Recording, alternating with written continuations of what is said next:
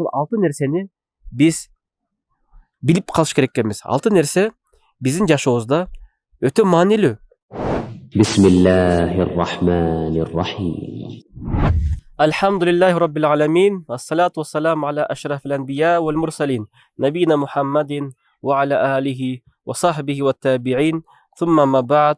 Assalamu alaikum wa rahmatullahi wa barakatuh. Мурдагы сабагыбызды улантабыз. Бул бидаат деген маселени өткөнбүз. Имам ан-Нававийдин 40 хадисинен. Жана ошол бидааттын экинчи бир бөлүгүнө келдик. Мин фаваид хадал хадис. Бул хадистин бир пайдаларынан. Бул хадистен биз эмне бир пайда табабыз? Бидаат маселесинде. Биринчи пайда тахрим ихдас шей фи динилlah.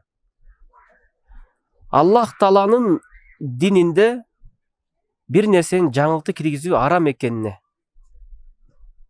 билинип турат. Валау ан хасанил казд. Жакшы ниетте болсо дагы. Экинчи бир маселе, мисалы бир адам айтса дейт да, ислам дининде бир нерсени жаңылык киргизген болсо, анын негизи бар шариятта. Бирок өзүнчө бир кейпи менен, өзү ойлоп тапкан бир кейпи менен жасаса, аны дин алып келбесе, бул кабыл болобу же кабыл болбойбу деген маселе. Негизинен бул кабыл болбойт. Анткени адамдар ар кандай бир ибадаттарды, ар кандай зикирлерди, ар кандай бир кулк мүнөздөрдү, адеп акылактарды жазай берсе, бул кабыл эмес. Анткени шариятта анын өзөгү болсо биринчи, экинчиден ошол иштин кылынып жаткан кейпи дагы пайгамбарыбыздан такталса гана, ошондо гана кабыл болот. Негизинен бул жерде бир бидаат, эмнени бидаат дейбиз, эмнени бидаат дебейбиз деп бир 6 бир маселеге көз салсак. Биринчиден ан якунал амал муафикан ли шария фи себебихи.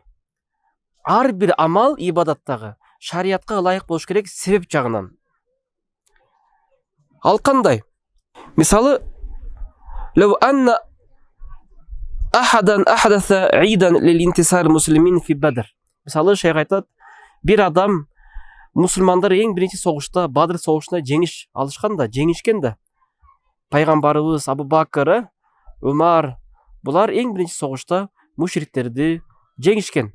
Анан ошол Бадр согушунда жеңген күндү майрамдап белгилейбиз деп туруп, ошол күндү мусулмандардын жеңиши менен деп туруп белгилөө, ошону айт кылуу, ошону майрамдоо, бул бидаат дейт. Неге? Анткени андай себепти Аллах жана элчиси бизге көргөзгөн эмес. Экинчи маселе ан якунал амал муафикан ли шария фил джинс. Амалыбыз, кылып жаткан амалыбыз шариятка түр жагынан, амалдын түрүнөн окшош болуш керек, дал келиш керек. Ал кандай? Мисалы, бир адам курбан айтта жылкы сойсо. Бул деле курбандык го деп союп салса, жылкы сойсо, ал шариятта бул кылып жаткан түрү бидаат болуп эсептелинет. Анткени пайгамбар алейхиссалату вассаламдын сүннөтүндө пайгамбар бахиматул ан'ам, бул койду, уйду, төөнү, жанакындай ошол үй жаныбарларын сойгонго пайгамбарыбыз ошону шарият кылган. Анан бирөө алып келип туруп казы сойсо, жылкыны сойсо, же болбосо индүктү сойсо, бул шариятта кылып жаткан нерсеси бидаат болуп эсептелет. Неге? Анткени анын кылып жаткан амалы шариятка түрүнөн дал келбей жатат.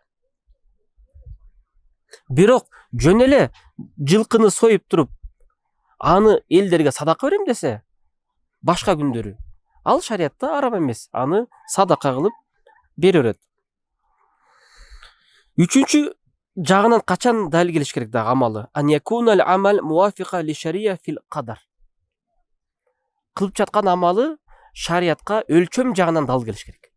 Эгерде кылып жаткан бир амалыбыз шариятка өлчөм жагынан дал келсе, анда бул дагы сүннөт болуп эсептелинет. Бирок өлчөм жагынан дал келбесе, бул бидат болуп эсептелинет. Мисалы, бир адам даратты 4 жолу алса, оозго, мурунга 4 жолдан, колду 4 жолдон жууса, мына бул бидат болуп эсептелинет. Неге? Анткени анын кылып жаткан амалы шариятка өлчөм жагынан дал келбей жатат. Ошон үчүн өлчөм жактан дал келиш керек. 2, 3, 1, 2, 3 бул сүннөт. Ошон үчүн пайгамбар алейхиссалату вассалам айткан, 3 жолдон дарат алып туруп, "Мен зада аля залика факат асаа ва таадда ва залам." Ким андан ашырса дейт пайгамбарыбыз, анда бул жамандык кылды, чектен чыкты, зулумдук кылды деди пайгамбарыбыз. Бул хадис имам Ахмад риваят кылат. 4-нчү амал, 4-нчү жактан кандай дал келиш керек? Ан якуна ал-амал муафиқан ли-шариа фил-кейфия. Биз кылып жаткан амал шариятка кейпи менен дал келиш керек. Кылып жаткан кейпи менен. Мисалы келтирсек, бир адам намаз окуп атканда билебиз, биринчи рүкүгө, кыямга турабыз, андан кийин рүкү, андан кийин сажда. Бирок бир адам кыямга туруп туруп сажда кылды, андан кийин кылып туруп рүкү кылса, бул адамдын кылган намазы кабыл эмес. Эмнеге? Анткени анын кылып жаткан амалы шариятка кейпи жагынан дал келбей жатат. Пайгамбар кандай кейпте көргөзсө намазды, ошондой кейпинде биз өтөш керекпиз. Жана ошондой эле дарат маселесинде. Мисалы, бир адам даратты алганда тескеринен баштаса, бутун жууп, андан кийин башын жууп, андан кийин колун жууп, андан жүзүн жууп. Бул дарат кабыл эмес. Неге? Анткени ал кейпи жагынан дал келбеди. Анткени дараттын кейпи, билесиздер, оозго, мурунга, жүзүнө, колуна, башына мас тартып, анан бутун жууш керек. Бирок ал тескеринен баштаса, бутунан баштаса, эң анда оозу менен мурдун мадмада истиншак кылып койсо, бул адамдын дараты бидат болуп эсептелинет. Неге? Анткени пайгамбар алейхиссалату вассаламдын көргөзгөн сүннөтүнө, шариятына кейпи жагынан карама каршы келди. 5-ден кылып жаткан амал шариятка убакыт жагынан, заман жагынан дал келиш керек. Мисалы, бир адам намазды, багымдатты түнкү саат 12-де окуса, же пешимди 10-11-де окуп койсо, түшкө чейин. Бул адамдын намазы кабыл эмес. Эмнеге? Анткени ал кылып жаткан амалы шариятка заман жактан, убакыт жактан дал келбей жатат. Же болбосо ал курбандыкты чалып туруп, анан кийин айт намазын окуса, бул адамдын курбандыгы шариятта бидат болуп эсептелинет. Неге? Анткени анын кылып жаткан амалы шариятка убакыт жагынан да дал келиш керек. Анткени пайгамбарыбыз айт намаз окуп туруп курбандык чалган. Фасалли ли раббика ванхар. Курбандыгың, намазың оку, андан кийин курбандыгыңды чал дейт. Андан кийин төөңдү сой. Ошон үчүн пайгамбар алейхиссалату вассалам өзү хаджил вада, коштошуу ажылыгында пайгамбарыбыз 100 төө сойгон. 100 төөнү курбандыкка чалган. Бирок өзү 63 төөнү курбандыкка чалып туруп, калганын Али ибн Аби Талибке таштаган.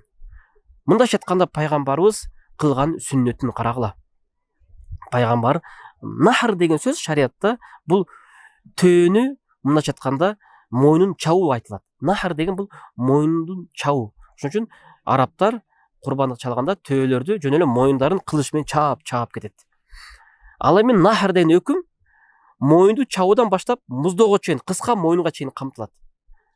А эгерде Аллах Таала муздагыла деген өкүм чүргөндө, анда мойун чабуу, өйдөрөк көтөрүлүш мүмкүн эмес эле.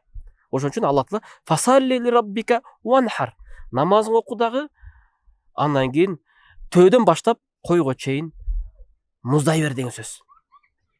Мынакей шарияттагы тилдик грамматикалык жагында караңыздар. Араб тилиндеги бул Аллах Тааланын өкүмүн, Курандагы өкүмү. Демек убакыт жагынан дал келбей жатат. Убакыт жагынан дал келбей жатат.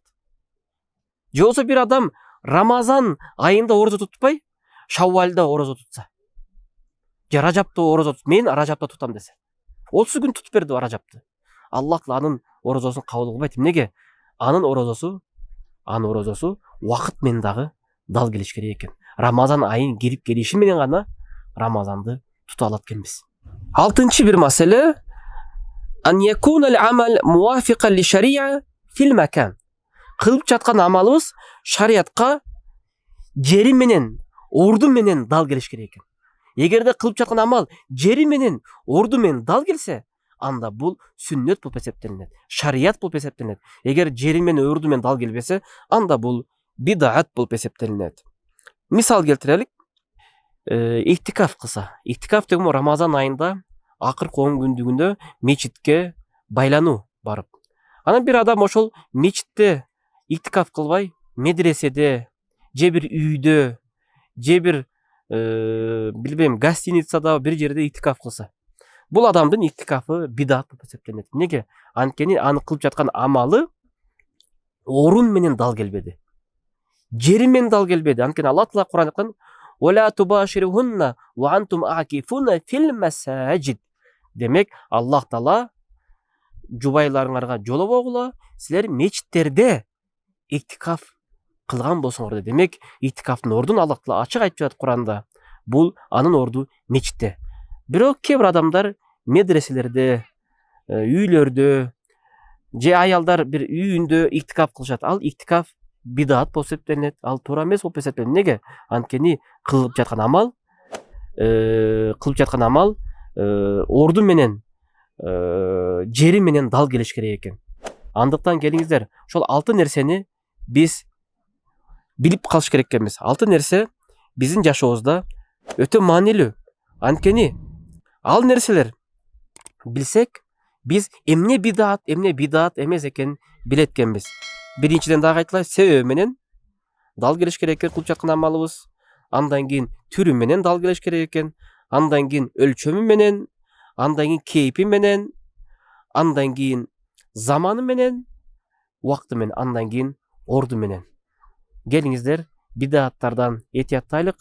Ассаламу алейкум рахматуллахи ва баракатух.